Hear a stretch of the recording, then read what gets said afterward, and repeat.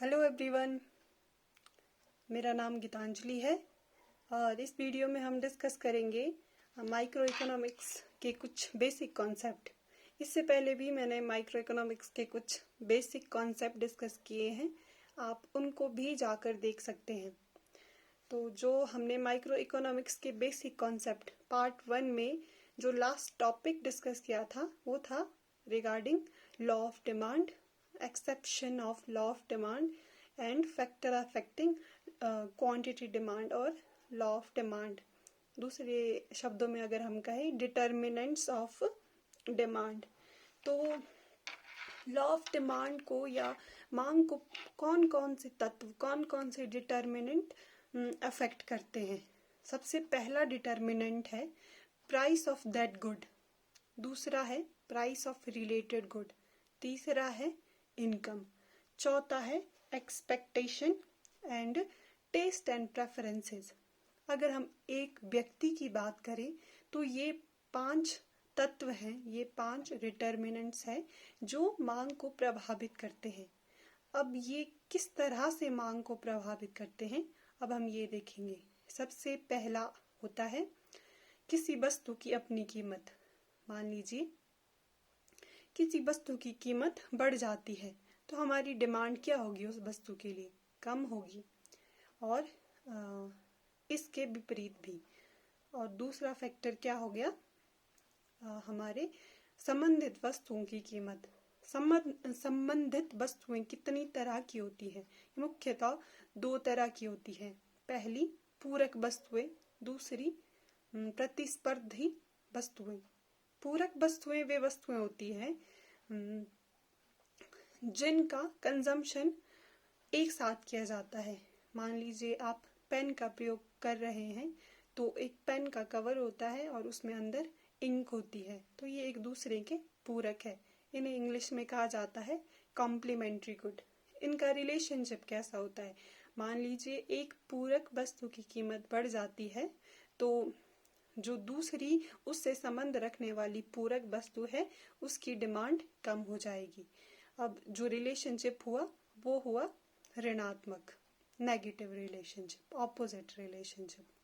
अब दूसरा जो प्राइस ऑफ रिलेटेड गुड में गुड्स की कैटेगरी आती है वो आती है प्रतिस्पर्धी वस्तुएं, जिन्हें हम सब्स्टिट्यूट गुड्स कहते हैं।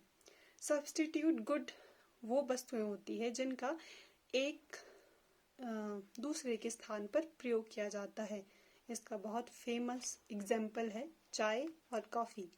अगर चाय की कीमत बढ़ जाती है तो हम कॉफ़ी को ज़्यादा प्रेफरेंस देंगे, कॉफ़ी को कंज्यूम करेंगे।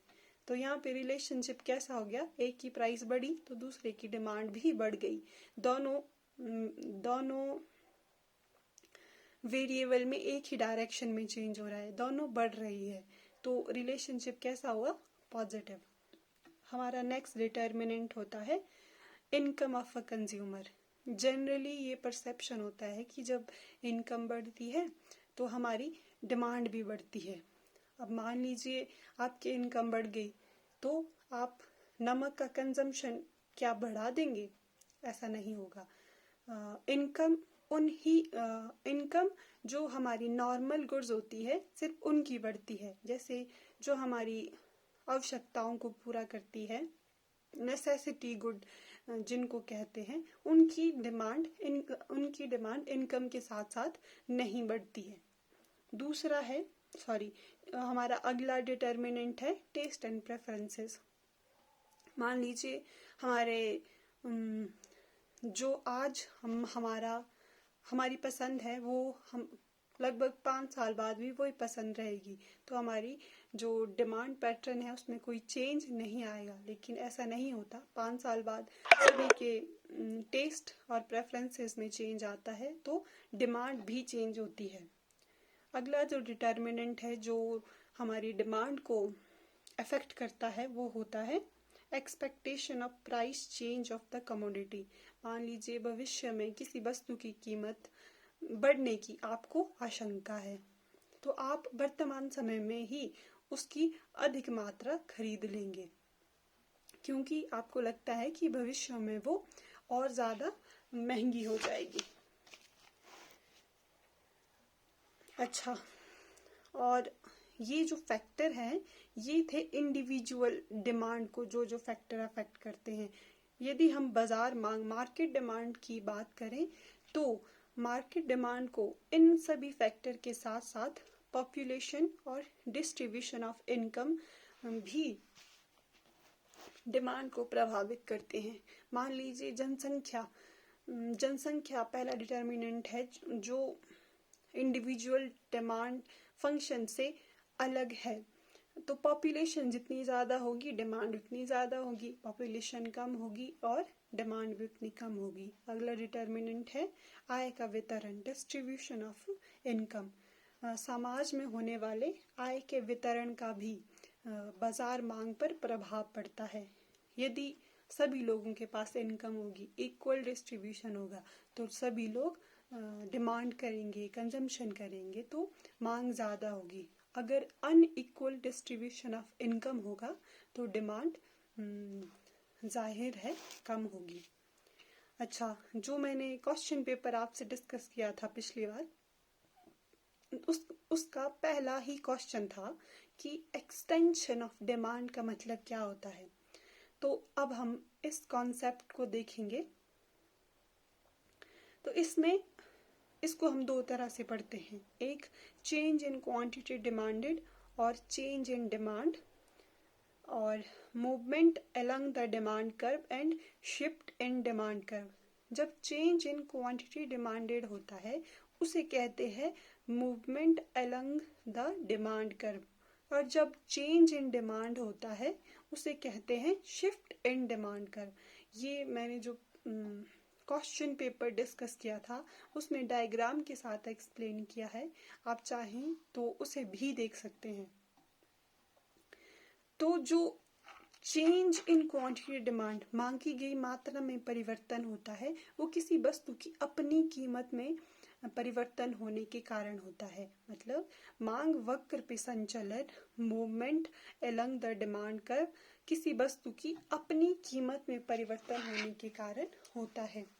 और जो चेंज इन डिमांड या शिफ्ट इन डिमांड कर्व है उसमें परिवर्तन किसी वस्तु की अपनी कीमत के अलावा मांग को जितने भी तत्व प्रभावित करते हैं, जैसे इनकम ऑफ कंज्यूमर हो गया, प्राइस ऑफ रिलेटेड गुड हो गया, टेस्ट एंड प्रेफरेंसेस हो गया, ये सभी फैक्टर जब चेंज होते हैं तो क्या होता है, चेंज इन डिमांड और शिफ्ट इन डिमांड कर्व। अब हम इसको आगे पढ़ेंगे, इसका कि मांग में एक्सटेंशन कब होता है, मांग में कॉन्ट्रैक्शन कब होता है, शिफ्ट कब होता है, और एक होता है अपवर्ड शिफ्ट, एक होता है डाउनवर्ड शिफ्ट। जब हमारी कीमत कम होगी तो हम ज़्यादा डिमांड करेंगे, उसे क्या कहा जाता है, एक्सटेंशन इन डिमांड कर्व। जब